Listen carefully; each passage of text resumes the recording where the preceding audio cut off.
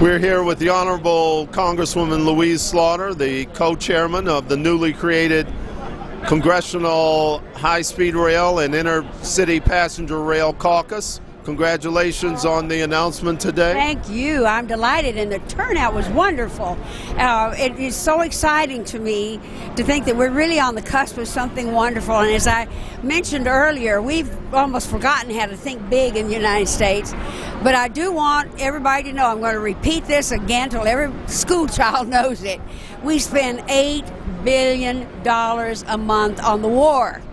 If we would not do that for 7 months, a half a year and a month, we could pay for the $56 billion that the president wants to put into high-speed rail and bring this country really into the 21st century, and it is high time.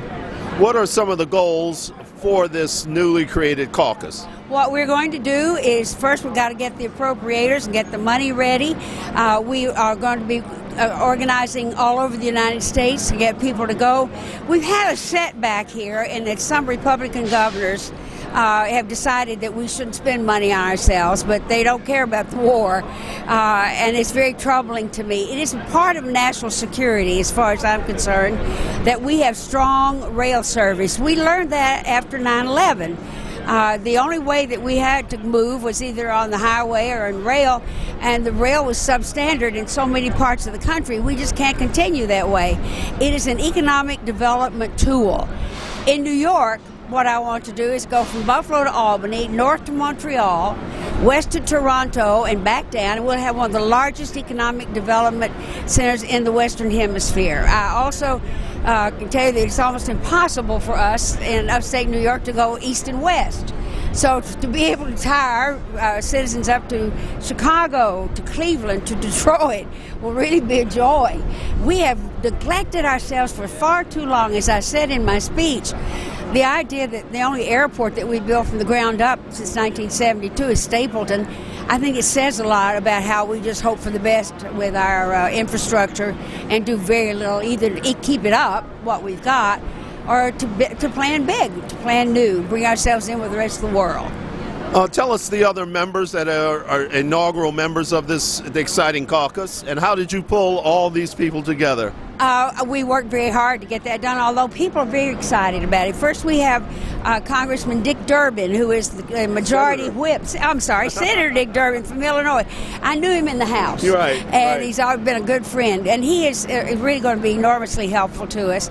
We also have Senator Frank Lautenberg from New Jersey, who also represents, with me, probably the most crowded corridor in the country in the Northeast Caucus. Northeast part of the United States. We have from Minnesota, we have Tim Walz. From California, we have Zoe Lofgren. We are hoping for a senator as well from California, from David Price we have from North Carolina. John Oliver is really quite wonderful. He is an appropriator, as is David Price. They're very important here. Oliver is ranking member now of the Rail Caucus. Corinne Brown from Florida, who is a ranking member on the Authorization Committee for Rail. So we've really put this together quite carefully with people that we can really move and shake. And along with all the support we have here in the country, I feel pretty confident we're going to make it. We're going to make it happen, and we have Andy Coons and Joe Shellhorst and I from the United States High-Speed Rail Association. We appreciate you participating in our summit just last month, and I enjoyed that so much. Well, we appreciate it, and we're going to be working with you. It was the first time I've been in a room where everybody wanted high-speed rail.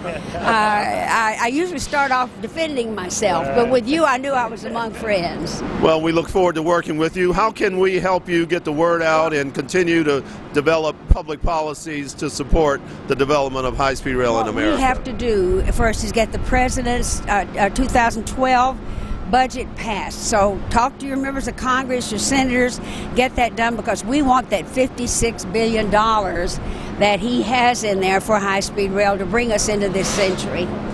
It's terribly important that we have that.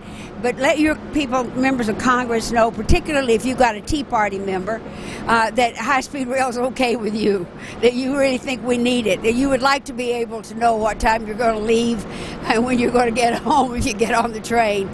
We want to try to get up as close as we can to China and Europe. We're pretty far behind here, but never too late. Thank you so much, Congresswoman Louise Slaughter, and congratulations. Wonderful to have all of you here. Thank you. Thank you. Thank you.